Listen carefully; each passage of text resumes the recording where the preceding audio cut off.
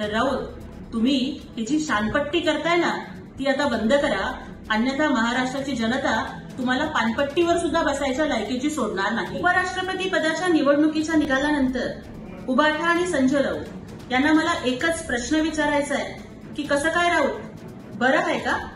आणि तुमचे खासदार फुटले म्हणून ऐकलं, ते खरं आहे का? आतापर्यंत कुठल्याही निवडणुकीमध्ये विजय मिळाला की मग विरोधक त्याचं खापर हे ईव्हीएम वरती फोडायचे आणि बॅलेट पेपरवरती निवडणुका घ्या असं आम्हाला आव्हान द्यायचे। कालच्या निवडणुका तर बॅलेट पेपरवरती झाल्या तरी सुद्धा नियोजित मतांपेक्षा 14-15 मतं जास्त मिळवून महाराष्ट्राचे राज्यपाल सी.पी. राधाकृष्णन साहेब हे देशाच्या उपराष्ट्रपती पदावरती विराजमान झाले।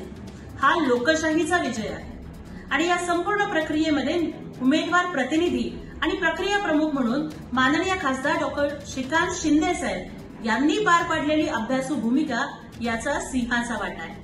त्यामुळे या लोकशाहीच्या विजयाला शिंदेशाही साथ सुद्धा आहे असं म्हटलं तर त्यात वावगं ठरणार नाही। पण राऊतांची बेताल बडबड आज पुन्हा सुरू झाली। त्यांनी शहाणपणा काढला, अहो राऊत, पण तुम्ही दीड शहाणे आहात त्याचं काय? आणि मराठीत म्हण आहे, अतिशहाणा त्याचा बैल रिकामा। आणि तुम्ही तर तुमच्या बेताल बडबडीमुळं पूर्ण पक्ष रिकामा करून टाकला तरी सुद्धा थांबत नाहीत, तर तुमचं काय करायचं? खरं तर माननीय श्रीकांत शिंदे साहेब हे कालच बोलले की समझने वाले को इशारा काफी है।